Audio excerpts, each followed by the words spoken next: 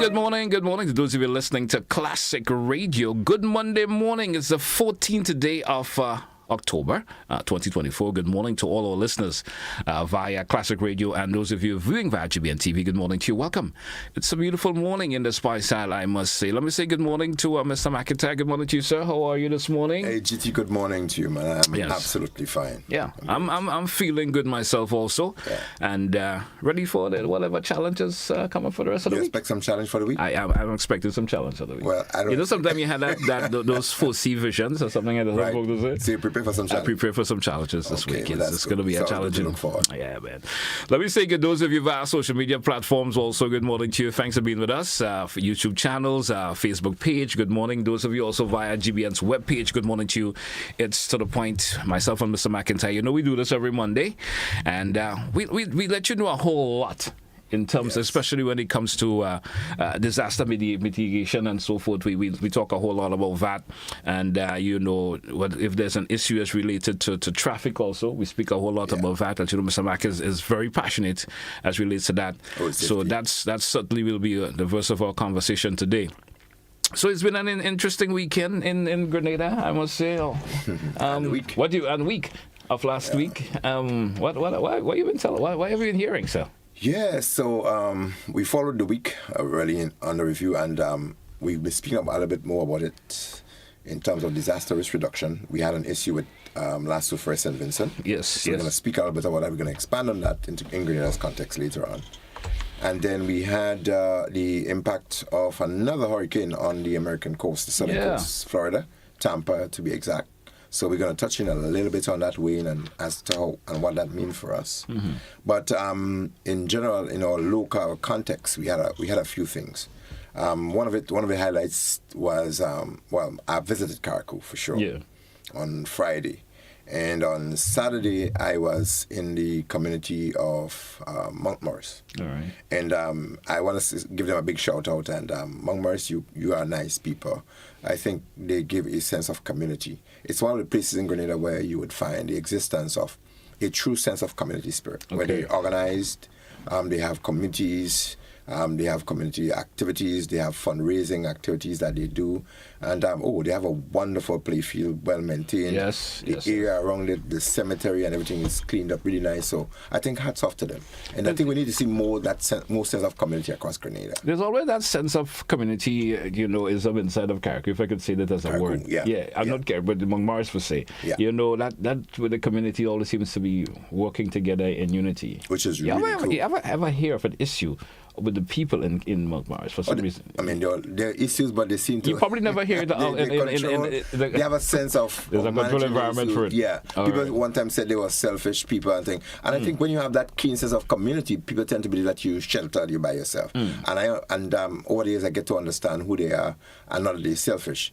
But they have that sense of community of staying together and taking care of themselves and looking after each other, which is critical. We seem to have lost that in a vast amount of communities in Grenada for some reason. Most of the community, the migration of, especially the folks who are initial part of the communities, they are migrated for some reason. They have the younger folks or folks, coming into the community from other areas, and you tend to get that loss of the whole community being together. We see that in lots of communities around. Yeah, and when people speak about modern day and they speak up electronics and the modern day era and technology and all of that, there's still a sense of the tradition that we need to maintain, though. I think that community spirit of helping each other, not necessarily the maroon kind of stuff, but the helping of each other, I don't think that's something that should really go away, because it has so much, a benefit from it. I mean, both financial and cultural and social.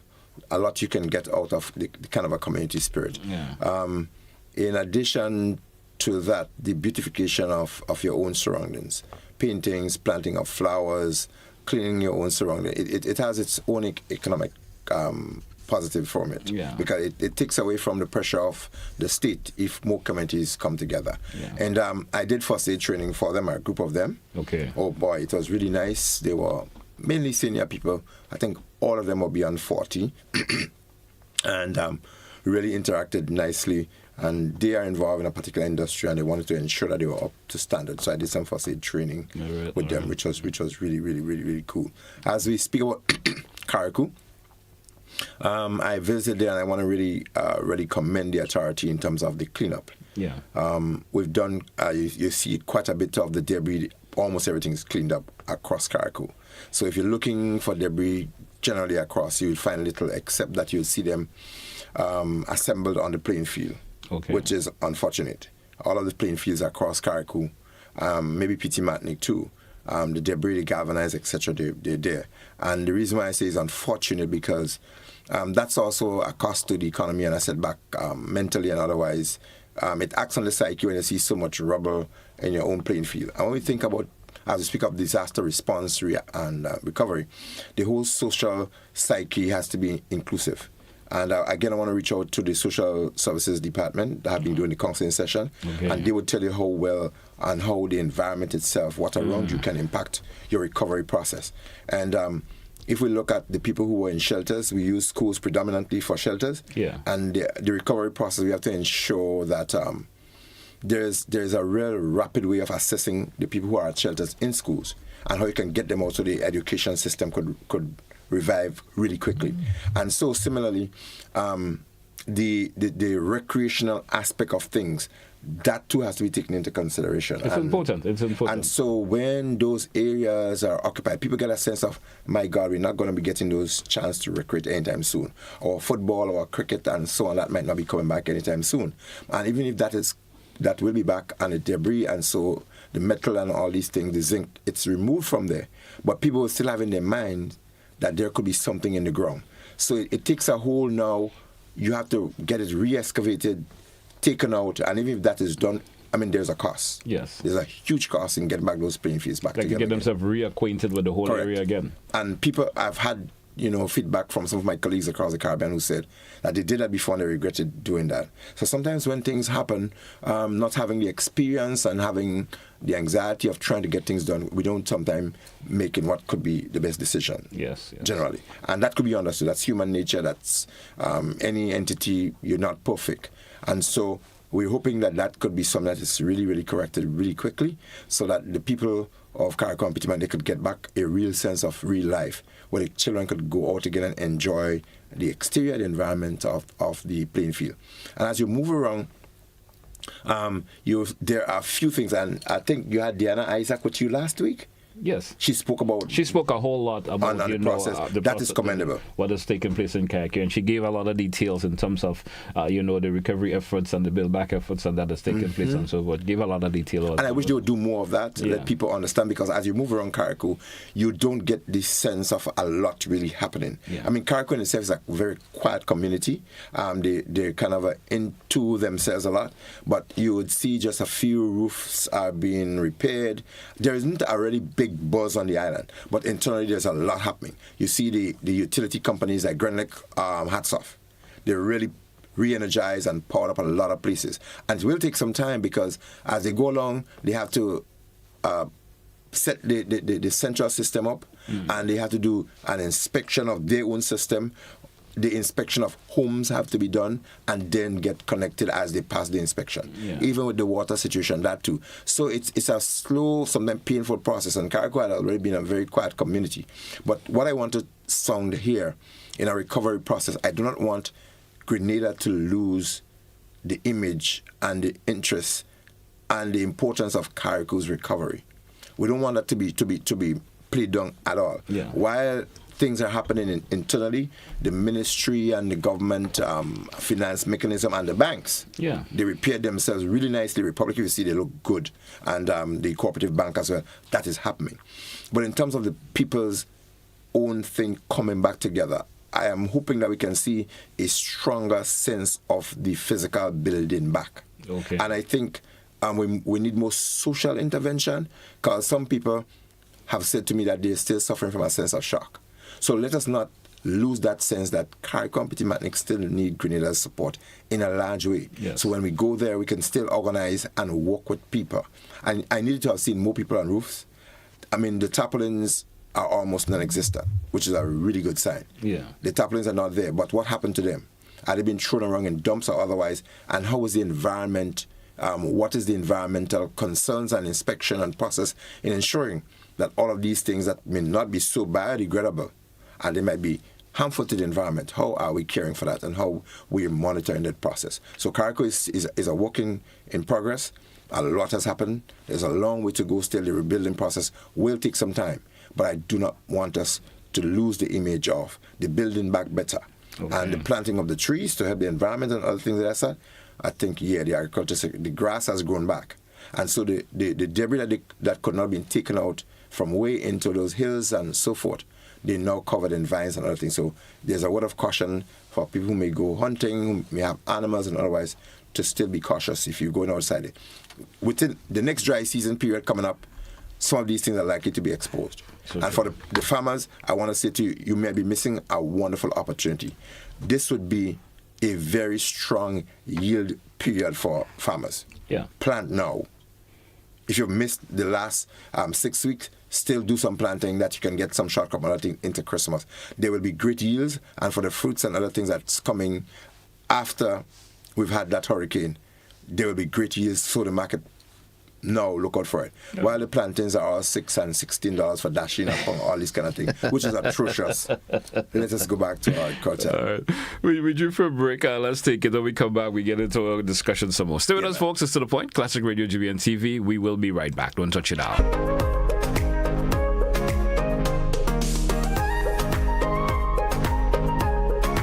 Tourism is me.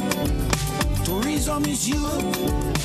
Tourism is everybody, and tourism connects us all. Did you know that tourism generates revenue and foreign exchange earnings? Did you know it stimulates infrastructural development and facilitates cultural exchange among people?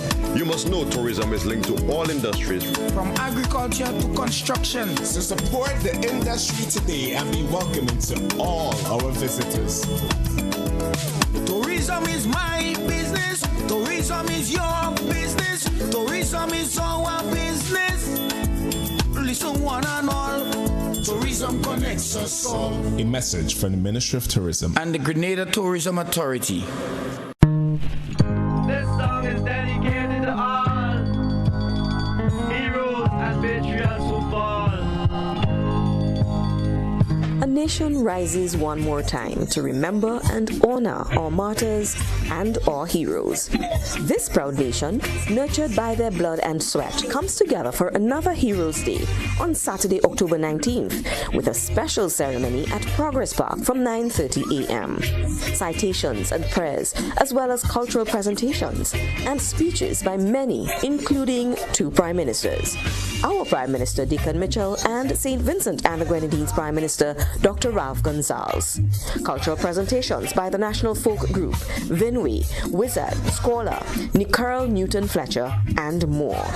It's going to be both solemn and commemorative, and we will come together and call our heroes by their names on Heroes Day, Saturday, October 19th at Progress Park, starting at 9:30 a.m.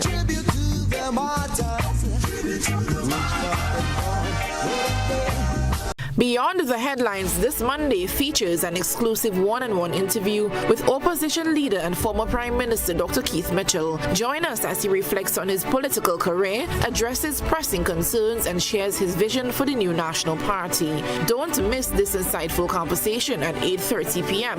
We want to hear from you. Call in with your questions and comments at 440-1252. Join us for a conversation that matters. Beyond the Headlines on Monday, 8:30 p.m. across all GBN platforms.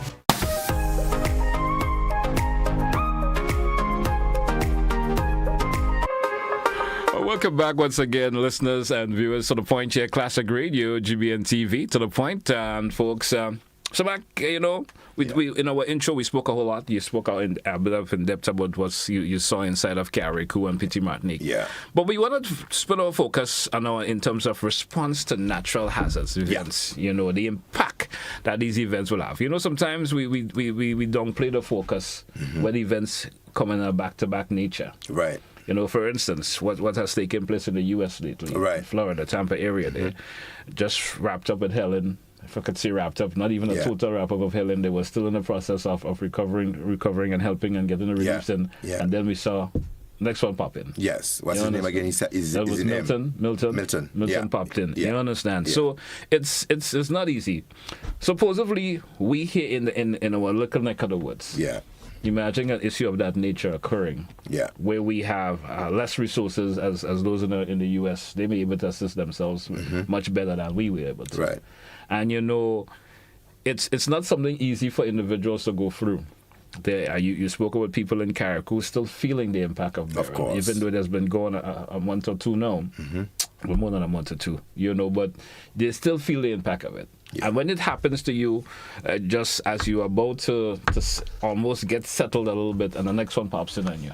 Yeah. And we still in the hurricane season. Yes, we haven't had any serious impact since anything coming again. I should say since after Beryl. Yeah. In our little neck of the woods, but. What's you like to say about that in terms of the response to natural hazards, events, including impacts and so forth? Yeah. So I follow closely because you understand that's one of my pet peeve stuff. And Caribbean Disaster Risk Management Solutions, we follow the issues around the Caribbean, and what we do is to look at how we can use lessons learned from other people's experience. And as I speak, I know there will be a symposium here in Grenada, I think at the Radisson, looking at 20 years on from Hurricane Ivan and lessons learned and how Grenada has either improved or regressed after Hurricane Ivan. I'm invited to that symposium, that conference, so I'll be there because we're tomorrow. But it's one of the things that we do. You follow the issues and the events around the Caribbean. And before I miss it as well, yesterday, the 13th of October, was observed as World Disaster Risk Reduction Day. Okay. And it's an opportunity for people to reflect. And the executive director of CDIMA focused on the future in terms of empowering the youth as the new avenue and the new energy taking us into the future. That a lot should be invested in our young people and doing things that would encourage them to be involved in disaster risk reduction issues. And so the issues of hazards impacting like hurricanes, we've seen Hurricane Milton has created a bit of history again for us in terms of moving from tropical storm into tropical and into major hurricane in a matter of hours. Yes. That is unprecedented. And we had politicians saying it was man-made, right? It was man. Yeah. Let's not go there this morning. We're not going to go there at all. Yes. And so we do not want to downplay the issue again of climate change and that perilous times will come and they will be worse. Yeah. That we are going to see these things happen more frequent. And when they happen, they are going to be coming as though they come with a vengeance, as though they want to take back as much as they could with them. Yes. But the important thing here is that whether or not when these events come, is not if they're going to come, they will come. How we using the previous one to learn from it, and how we are preparing ourselves to deal with the current and the future. In Grenada's situation, we've had a few impact over the years. My recent history of the 1955 coming forward, a number of smaller events. And what we need to be able to do is to chart our course and to see our weaknesses and our strengths and try and improve them. Yeah. Our recent event has shown us a lot of weaknesses and lots of strengths as well. And I don't know which one will outweigh the other. I don't know if there has been a national after-action review in terms of Beryl as yet. But there's quite a bit in it that we need to be able to take out because that's not the last event that this generation will deal with. Well, has there ever been an action review even from Ivan and Emily? Have there ever been that before? Yeah, we sat on a few of them. You had a few of them? Yeah, there were. Grenada had, and I attended a couple regional where we looked at definitely the impact of Hurricane Ivan. I spoke at a couple of them and gave my own impression as to something that could have been done differently. Yeah. And as we enter this other one, there are some things obviously in my head that I need to be able to speak up. That 20 years on plus, there are some things that we still have not done. We've gotten worse in some of them, to be honest. Is it complacency? Well, you can say that's one of the factors?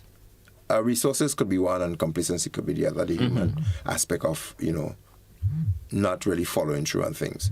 And so that's one of the things that we want to really guard against, people not using the experience and just putting it somewhere after a couple of days, and you just forget that that's where you came from and that's what you went through. We don't want to lose that at all. And so the challenge for disaster management entities is to ensure that you continue to build, and your information campaigns and programs, they're always there to keep people informed. And as we speak of the U.S. course, where there was mass evacuation, it is saying to us too that if we have a situation here in Grenada where we have to inform people, our early warning systems are critical. How well can we warn off the people for not just hurricanes but everything else? We have tsunami threats that can follow. We have the inclusion of the sea, the ocean that would come in, and our eastern and northern coastlines are very, very vulnerable.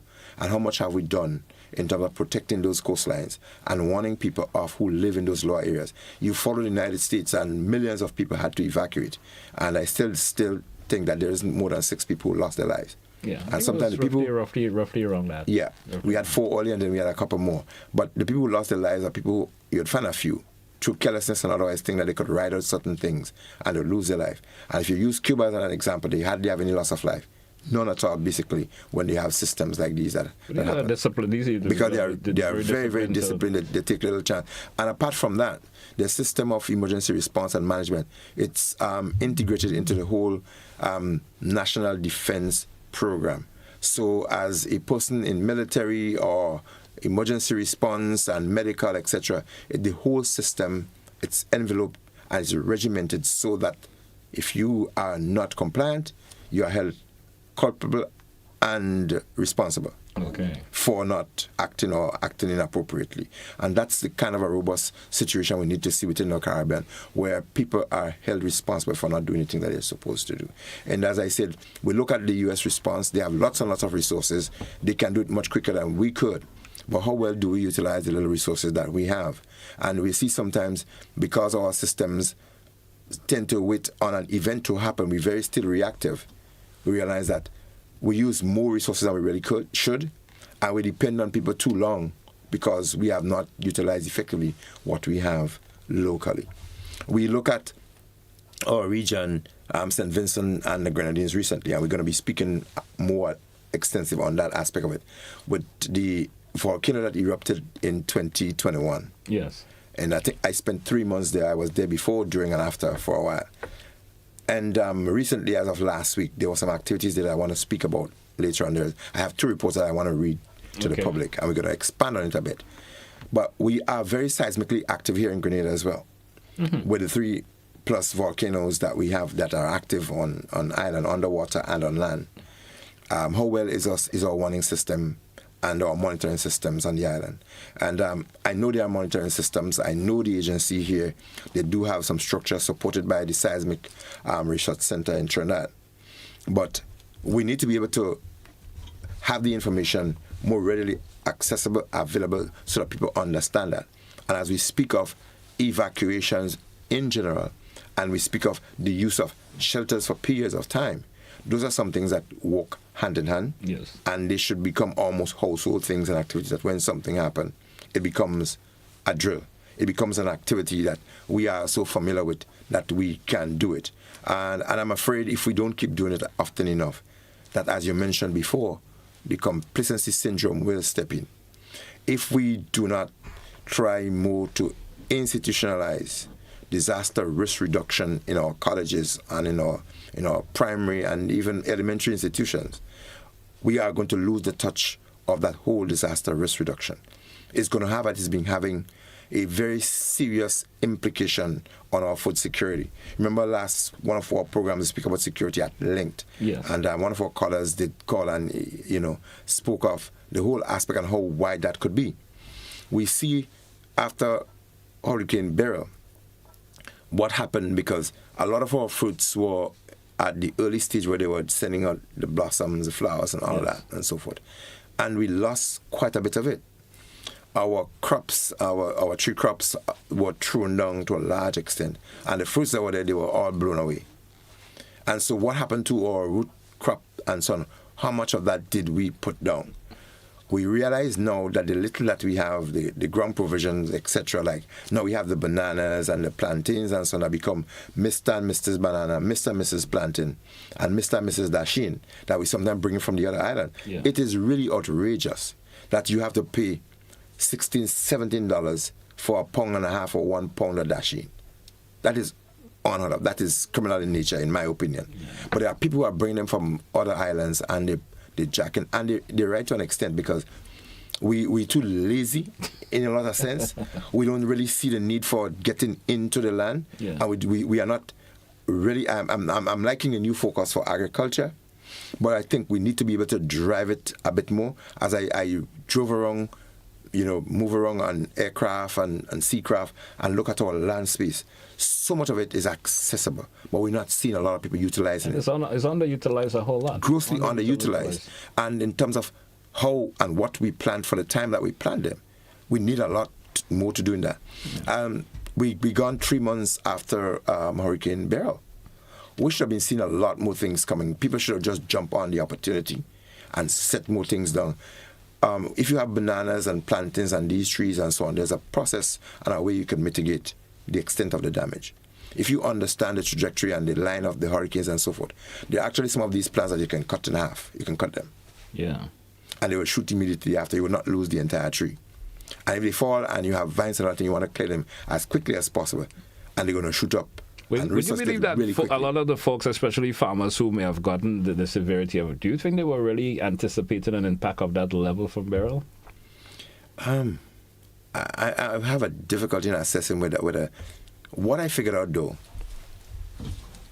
that across country, including Carriacou and Petit Martinique, even if disaster agency up there that did a fine job in terms of the public information, I can tell you, I don't think people really believed that the impact was going to be that severe. Yeah. As a matter of fact, I think I mentioned it before, some people are saying they don't even think that it's happening to or even going to happen. And so it took a lot of people by storm. But as we speak of Carriacou, there was one gentleman, as I drove through, he gave me a nice size watermelon.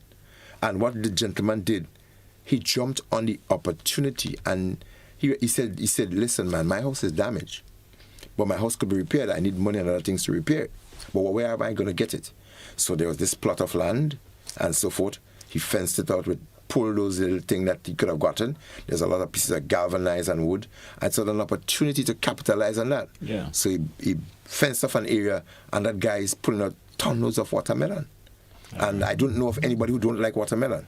So true. So it's going to be sold. And so he has sustenance. He's getting back, he's getting now a return from his agricultural involvement and his initiative in doing that. So he's feeding some people and he's making a money off of it. And that money that he's making from it, he's now been able to help himself in regaining and getting his own back together. I want us to go back a wee bit on focus on what we started the conversation in terms of the response. Yes. We see Caribbean islands, including of ourselves, Grenada, Carriacou, Petit Martinique, St. Vincent, and all the other small islands.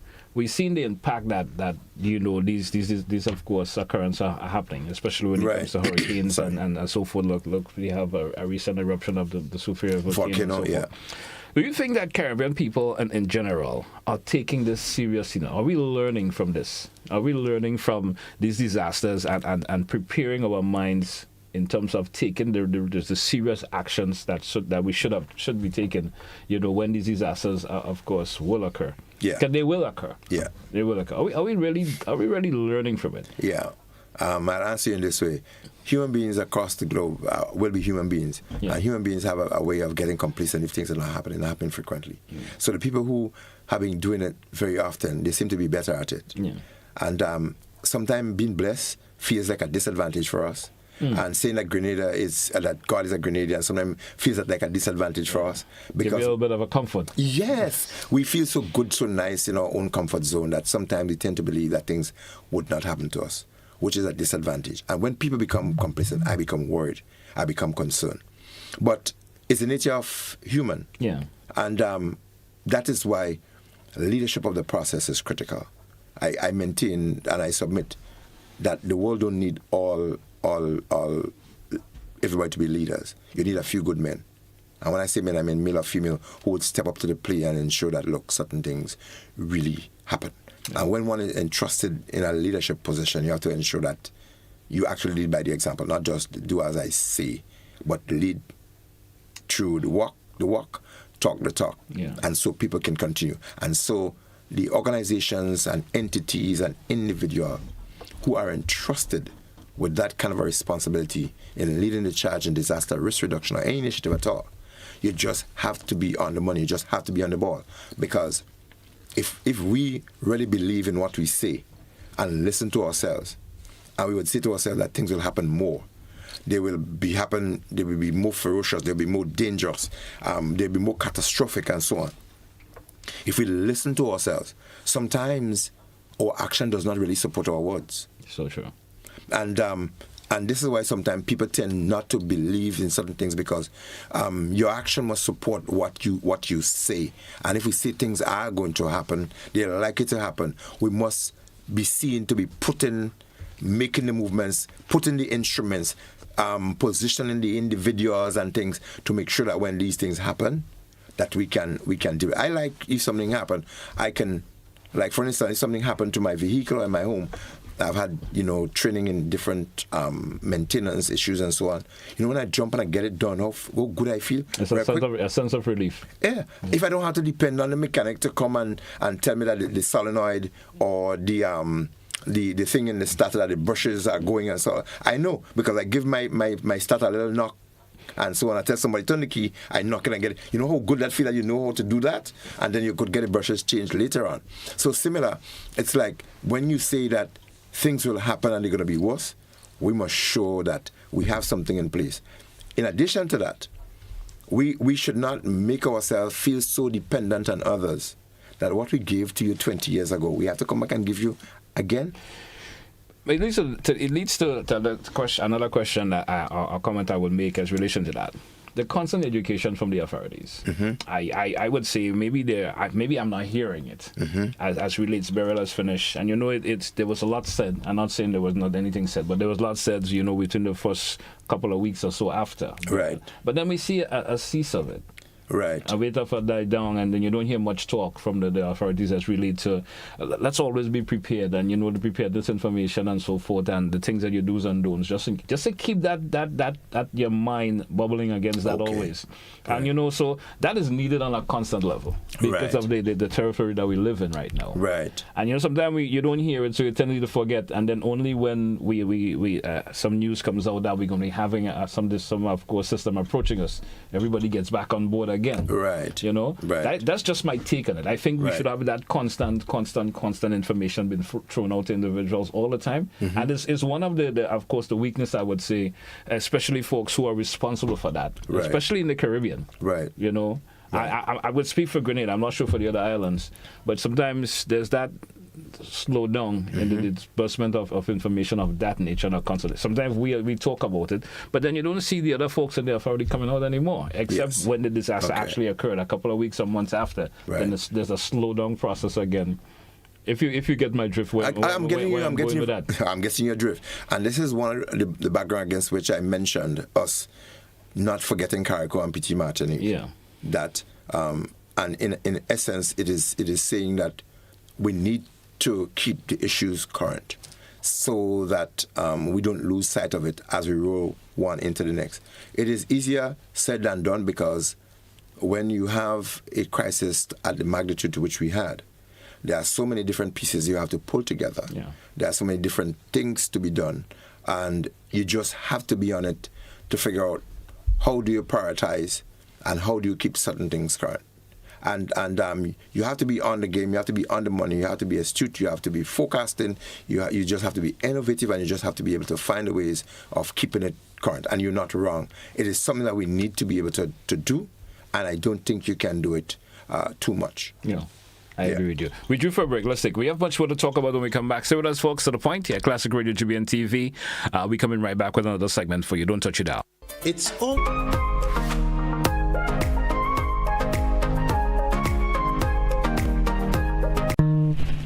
This song is dedicated to all heroes and patriots who fall. A nation rises one more time to remember and honor our martyrs and our heroes. This proud nation, nurtured by their blood and sweat, comes together for another Heroes Day on Saturday, October 19th, with a special ceremony at Progress Park from 9:30 a.m. Citations and prayers, as well as cultural presentations and speeches by many, including 2 Prime Ministers.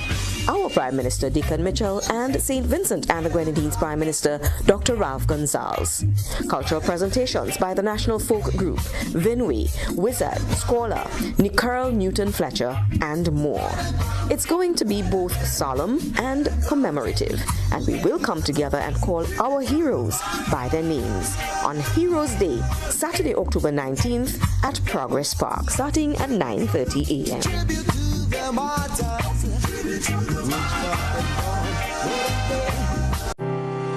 Grenada, you're invited to join the Ministry of Agriculture and Lands, Forestry and Marine Resources in celebrating World Food Day 2024.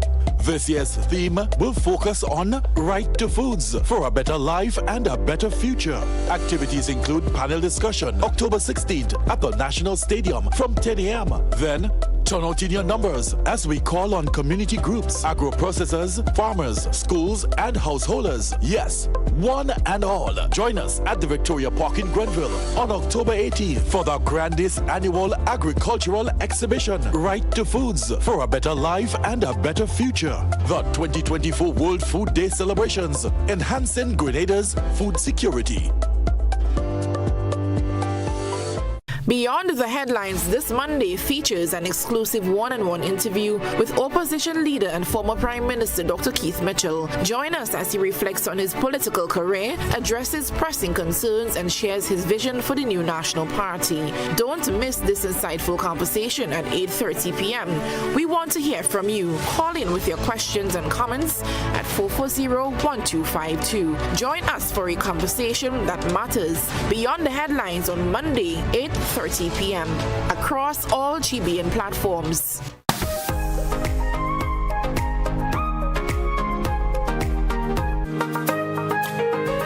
Welcome back once again to our listeners and viewers. It's To The Point here on Classic Radio GBN TV. Myself and Mr.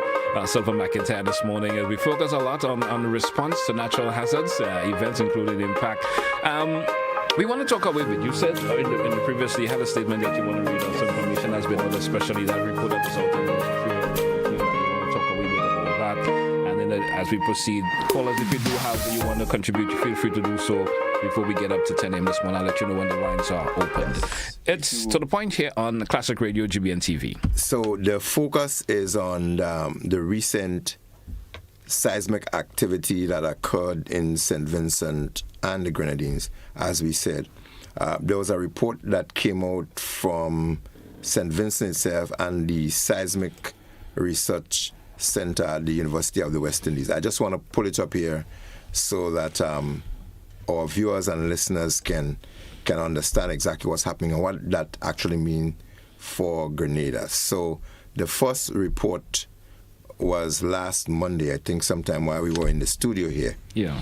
This report came out as a news release. It says temperature above existing background base levels detected at the La Soufrière volcano. It says, according to information received from the Seismic Research Center at 2:38 p.m. Monday, that was last week, a low thermal anomaly, temperatures above existing background base levels, was detected at the summit of La Soufrière volcano by NASA firm's hotspot detection system. On Sunday, October 6, this low thermal anomaly, as detected by the NASA firms, is currently ongoing. Potential scenario associated with the detection of the thermal anomaly includes sulfur fire in the crater, is a small phreatic, that is a steam eruption that may have exposed hot underlying rocks, or the start of a new intrusion of lava in the crater. Okay.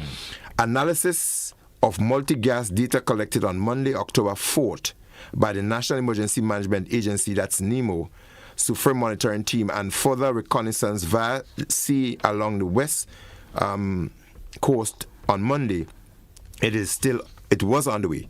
Further updates they said was going to be given. The volcano still remains on green alert, and this means that the volcano is quiet. Seismic and thermal steam activities are at below level, historic level, and this volcano, no other unusual activity has been observed. All right, that was the report last Monday. Now, there was a follow-up report from that came out a couple of days later. As you understand, people become anxious and so forth. So NEMO has actually put out the first notice saying that people should stay away from going to the La Soufrière volcano. Okay. They put a ban on hikers, etc. Now, on the 9th of October, they came out with another report, and it says a news release to persistent thermal anomaly at La Soufrière. The low thermal activity first detected by NASA firm's hotspot system on Sunday the 6th at the summit of La Soufrière volcano did not persist into the 8th. So it says the advisory was issued by this SRC, the Seismic Research Center, based at the University of the West Indies, St. Augustine, Trinidad and Tobago. Following a field visit to the volcano summit by the National Emergency Management Authority at the La Soufrière on Tuesday, the 8th of October, there was the following observation. That at the volcano summit, reported that no unusual activity was visible in the crater. Additionally, they're saying there was no significant changes in the gas composition from the vent in the crater based on an analysis of the multi-gas data collected by the unit. Further analysis of the data over the last few days, they are ongoing. The detection of low thermal anomaly on Sunday, the 6th October, was likely associated with temporal changes in the summit, which may have included a sulfur fire in the crater and an increase in degassing from fumaroles or a small phreatic or an eruption that may have exposed hotter underlying rocks. It is important to note that, however, that the potential hazard associated with the presence of degassing of the vents in the crater may still exist for some time as the volcano undergoes periodic fluctuations in background activity. Therefore, members of the public are reminded that unauthorized visits to the volcano summit are prohibited. Finally, it says the NEMO monitoring units, in collaboration with the Seismic Research Center, would continue to monitor the physical condition of the volcano through visual inspection of the center to track ongoing changes. Example, landslides in the crater, new or more vigorous fumarolic activities, and instrumentation from all seismic stations. So what these two reports here are saying is that there was some unusual activities discovered at the La Soufrière volcano in St. Vincent. Yeah. So there was some fire inside of the crater, and there was some degassing, meaning that it was emitting or sending out some gas that could become dangerous to people in the area. Okay. And that kind of a degassing was very consistent with what happened before and immediately after the eruption that we saw just over almost 3 years ago. Yes, in 2021, yeah. So the reason why I thought I needed to bring this report up to our attention is because we are very seismically active. We do have active volcanoes here as well, and we do have people from Grenada who wants to sometimes travel to St. Vincent and the Grenadines. There are hikers and people who want to explore. So I intended to expand on this, to use this as a word of caution. If you intend to go to St. Vincent or travel along this coast, you need to be absolutely careful and follow the advice given by the National Emergency Management Organization, the NEMO. That's the sister or kind of a similar body that NADMA here. Okay. They operate on the island. All right. So I thought I needed to bring that. If people have any question that they wish to ask, or as a follow-up on that, I am willing to assist in any way I could. All right. In terms of that. But we need to be mindful that Grenada could experience similar conditions. We do have a lot of sulfur springs. We do have fumarolic activities that occur at these places, meaning that you have steaming and so forth occurring. And it is not impossible for us to have the atmosphere becoming toxic because we have these things being released. But for the reassurance of us, the Seismic Research Center, St. Augustine, Trinidad, they're also monitoring what we have here in Grenada. So for our own comfort, we should not just be complacent as well. But as we move around, if we hear, see, smell, because I know people who've gone into the hills, particularly in the St. Catherine's area, they would tell you sometimes they get stronger smell of sulfur. Also, they may tell you that there might be some gas, some smell that they cannot really detect exactly what it is. Where it's coming if from. you happen to be moving around and these things become something unusual for you, you need to report it, because it may not be a case where instruments are able to pick this up. It's that when it is identified by hunters or hikers or otherwise, once that information is given, NADMA would take it up, and the Seismic Research Center or the U.S. Geological Surveys, they would help with experts to find stuff. You know, most folks would say, the inland volcanoes that we have in Grenada, most of them are a bit dormant for some reason. You have, the Catherine and so forth. Even though we do get some. Catherine is an active volcano. It's not dormant. It's not dormant. No, it's a very active volcano. Yeah. Among St. Catherine's are active, and I repeat, an active volcano. Active. Yes. I always thought it was dormant for some reason. It's not dormant, and sometimes people tend to say that some volcanoes are extinct. For instance, Grand Etang is an old crater lake as well. Okay. And people tell that it is extinct. That's the word they use. But our modern scientists do not use extinction anymore. They'll say, in this case, it becomes dormant. It's become dormant. But for instance, St. Catherine is not dormant. All right. It is very active. All right. So also is Kikem Jenny and Kikem Jack.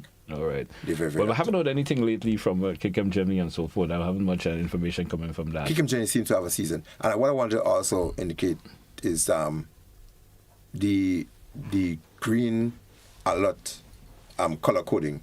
We do have the color coding for Kikem Jenny as well. Yeah. We have the yellow, the green, the orange, and the red. And red obviously is when it's like hot. Right. And orange is just before eruption. And the yellow or the amber is cautionary, and the green means that it is okay. So right now, the alert level has not changed with St. Vincent and the Grenadine. Similar to Grenada has not been on green. Okay. Because we do have active volcanoes. All right. So Grenada is not on green. It has been on the yellow or the amber alert for some time. Okay. And I think there were one time in the recent 2 years it had changed a little bit, and it went up to the orange for a little bit because there was some activities there. But since then it has gone back down. And I just wish to reassure people that there is a seismic mapping in terms of the hazards associated with our activities that we have on Grenada.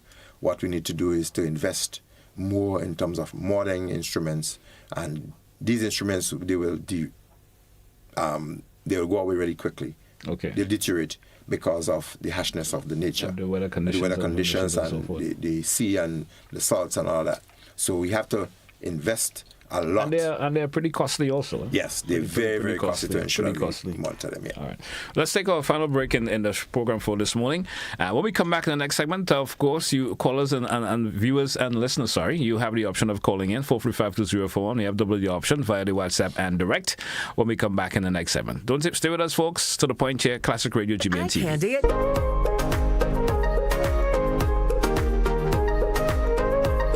Beyond the Headlines this Monday features an exclusive one-on-one interview with opposition leader and former Prime Minister Dr. Keith Mitchell. Join us as he reflects on his political career, addresses pressing concerns, and shares his vision for the new National Party. Don't miss this insightful conversation at 8:30 p.m. We want to hear from you. Call in with your questions and comments at 440-1252. Join us for a conversation that matters. Beyond the Headlines on Monday, 8:30 p.m. across all GBN platforms.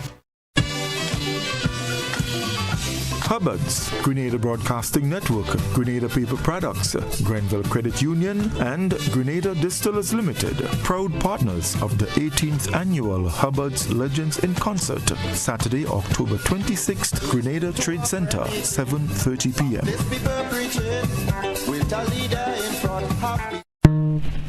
This song is dedicated to all heroes and patriots who fall. A nation rises one more time to remember and honor our martyrs and our heroes.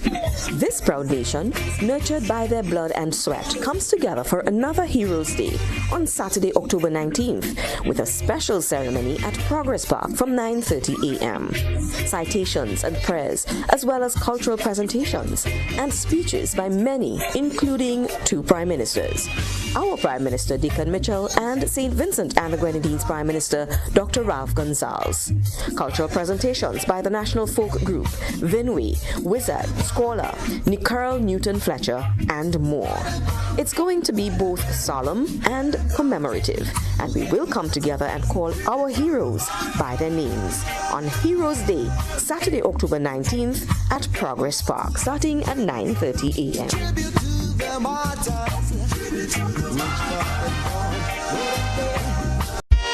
Coming up, a food odyssey like no other. Getting the most out of cruising. St. Lucia's Peaks, boosted businesses. Serving up the best, a great place to rest. Another take on shrimp. It's all next on this station.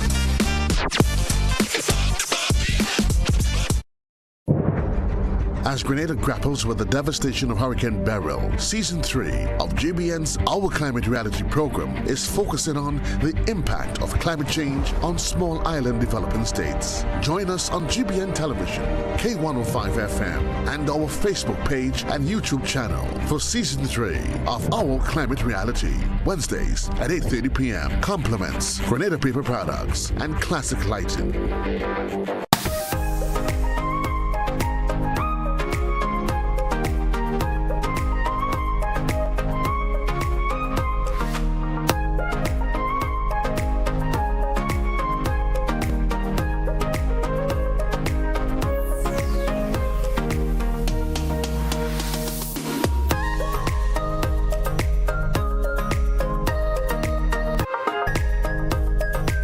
Welcome back once again to our listeners and viewers this morning, 435-2041. In this segment, we'll be taking the calls. If you do have a question or two or you want to make a contribution towards today's program, feel free to do it in this segment. Let's take our first caller. Caller, good morning, and you're live. Well, good morning, Brother Michael Noel, alias Brother McIntyre, and Brother GT. First, I want to find out, 3 brief questions quickly. Does Granite Lake possess any threat when you talk about common volcanic eruption, it's an extinct volcano, I believe. But the lake itself, some people talk about water, lake burst and all that kind of thing. I just want to find out the truth about this thing. That's one. The second one is Mount St. Catherine. Is it a volcanic? Has the mountain been built because of volcanic eruption? That's 2. And somebody claimed that Esplanade, where it is, a volcano had erupted there. So I just want to find out, even those volcanoes that are said that are to be active, if they could be, if they're active, they might be dormant, but could they reach a stage of volcanic eruption to the highest point then? Thank you. Thank you, caller. Thank you so much. Respond to the caller. We do have another caller on hold there. Yeah. So St. Catherine is an active volcano, and yes, it has been built over the years from previous millions of years of eruptions before. And I do not know of the history of any explosive eruption where it may have created some problems. I have not gone way back into that kind of research, but it is currently an active volcano. And as you would know, that pressure within the earth is what, when it is not released, that can kind of sometimes create those eruptions. But St. Catherine, we do have quite a number of vents associated. So some of these pressures are being released across that decreases the tendency for it to erupt anytime kind of soon. So there is no real indication that not Kickham, but St. Catherine will erupt anytime soon. There's no indication of that. Right. And so the carnage, the whole of the carnage and most of the West Coast, they have been built or along volcanic activities. Okay. So yes, the crater of the lagoon and all these places and so forth, all the way mainly up the West Coast, that section of the island have been built on volcanic eruptions. Okay. And so deposits. And so the dormant volcano crater at Granitang and the lake busting and so on. There is no scientific evidence of activities there, but because it is a crater lake, it just contains water from the surrounding, it can release into any of our rivers at any time, but not as a result of any volcanic known activity that takes place there. So there is no real monitoring system at the Granitang because it's supposed to be a dormant, or what some people call it, and extinct. If anyone observe any particular unusual activity and it's reported, obviously some testing will be undertaken. Okay. Caller, good morning, you're live. Caller via WhatsApp, good morning, and you're live. Good morning, GT. Good morning, Mr. Maguire. Mr. McIntyre, I don't know if you are aware that last week I was listening to a radio station in Trinidad, and they was talking about a couple of the earthquake. I think they had about within 3 to 4, one after the other. I don't know if you was aware of that too also. And I want to ask you that if you think that we should be paying more attention to geography in school and also with climate change, because if you start teaching children early about these things, maybe we'll be more aware of it. And then another thing I want to ask you again, I know you saw the devastation from Beryl, Carrico, Pitty in St. Patrick's area, Victoria. We heard about we got about $118 million. Do you think the $180 million could cover up all the damage that you saw on the ground? And another thing I want to ask you, mentioned about the activities that are taking care in St. Vincent. So I want to know that do you think that they reach a stage already where they could start doing evacuation of people just in case something detrimental take place during the report that you just read out? So let me take the last part first. Thank you, caller. I just want to clear the air that there is no activity that produces that level of threat at Kikamjani, at La Soufrière, St. Vincent, or any of the volcanoes associated around the region. There is no direct threat of eruption at this stage. What they had was just some activities where some gas was coming up, and there was a little bit of sulfur within the volcano.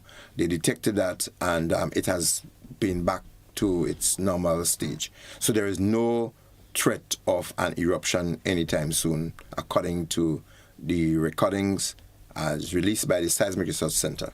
No such thing. So we want to dispel that. So there is no direct threat to Grenada or St. Vincent and the Grenadines of an eruption of the La Soufrière. Okay. It's just that they're warning people that some gas and so on was released, and people should not go around that area, not because of an explosive eruption, but because the gases could be toxic. Okay. He also asked a question that relates to was it the schools? Yeah, the information in schools, geography and all that. And so forth. Yeah, I know they do teach a bit of geography in terms of, but I think he was more saying in relation to the earthquakes and so forth that happened in Trinidad. Well, Trinidad is very seismically active because Trinidad sits right on the edge of the tectonic plate between the Venezuela, Trinidad, and even Grenada and so on, just slightly off the edge. But Trinidad itself is precariously located, and it's right on the edge, technically, of the meeting of the tectonic plates. Yes. For the Caribbean. So you'd find that when you have those activities, there'll be more earthquakes felt in Trinidad than most places across. And the earthquakes are not necessarily related to volcanic eruption. Yeah, it's just that because tectonic plates are moving from place to place, time to time, we sit on a couple in the Caribbean as well. Okay. And so they would move. And sometimes when they come against each other, the impact generates earthquake. Okay, we do have another caller. Caller, good morning, you're live. Yeah, good morning. Good morning to Mr. McIntyre also. Mr. McIntyre, the last caller, I thought he would go further and ask you that question. In light of the $118 million, and we see very little help from the government so far. Do you believe that if NAGMA, that money will go directly to NAGMA, do you believe that NAGMA will be able to handle that money better and distribute it in a fair manner to the people that is affected? Because basically, I mean, after 3 months, it had to be a bit further ahead with $118 million. So do you think that that money going directly to NAGMA, you think it's a better way to handle that business or give it to the government? What do you think? Thank you, caller. Thank you so much. I cannot personally comment on where best the resources should be allocated, but what I wish to see is that a recovery process takes a lot of resources, financial or otherwise, and there are initial estimates, there are ongoing assessments, and so initial estimates may vary. It may be more or it may be less, but in most cases, it takes more than sometimes the initial estimates given based on the extent of damage. And there is no definite figure as to sometimes what best will bring people back to a state of normal. Okay, we will take our final call and then we get some closing contributions. Sure. Caller, good morning, you're live via WhatsApp. Good morning. Good morning to you, caller. Go right ahead, please. Morning. Mr. McIntyre, that's a directly short time, right? I remember, well, I know you are a man full of energy and action, man. We had Operation X, and you was one of the great player in making sure that we had Operation X, which run back currently for 3 years, where communication between Grenada, Trinidad, St. Vincent, St. Lucia, Barbados was active. And we had mapped every possible spot in Grenada. I think we may have lost the caller there a wee bit. Caller, are you there? Good morning. Yeah, I'm here still. I'm here. We lost you there a wee bit, so your final statements, maybe you could repeat, because we lost you a wee bit. I think you may have lost him again. He's speaking about the HF-VHF communication system network and exercises that we used to run for the islands in the past. I don't know if he's asking why is it not happening now, or if you think that we should do it a bit more. But I would strongly suggest that it's something that we should encourage, to have those regional exercises in terms of communication. I know CDMA drives some of those. I don't know if they run it through and connect with the Operation X that used to happen. It was just a subset of the islands coming together doing the HF-VHF, ham operators and so on. It is something I would think those traditional means of communication, it should be enhanced and could continue. All right. Closing contributions, so you just want Mr. Mac, of course, we talk about. Yeah, I go off, just let me use the opportunity to Jabari Williams, his mom, Logie, who is his grandmother, who really listens to our program. We want to just wish him a happy birthday. The greetings coming from his family, grandmother and everything. Jabari Williams, happy birthday to you. Yeah. And in terms of closing comments, I just want to say to us in general that we are exposed to different kinds of hazards. We've seen hurricanes impacting, we've seen floods, we've seen landslides. And in October, we're getting the rains and they're coming in different spells. And we're seeing now continuing and different kinds of activities seismically happening. It is saying to us that we just need to be on the ball, be a lot beyond the money, and if we see something that may be unusual, there are authorities that are responsible. Let us not keep it to ourselves, and finally, let us be community oriented and be our brother's keeper and tell each other how we can be best prepared and how we can give support to enhancing our resilience capacity in Grenada. All right, thank you so much. And before I wrap up this morning, before I get into trouble, there's one gentleman met me this morning and I have to say happy birthday to him. Let me say good morning to, of course, Mr. Ulrich Pierre. Yeah. Okay. He asked me to wish him a happy birthday today, and he said, hey, say my age. He said he's 65 years old today. And Jabari is 10 today. Jabari Williams is 10. So Ulrich, all the best, man, and have yourself an enjoyable day today on your birthday. Hey, folks, that's how we take a wrap for this edition of To The Point. Join me again tomorrow, once your mighty permits, for another edition. That's how we say goodbye.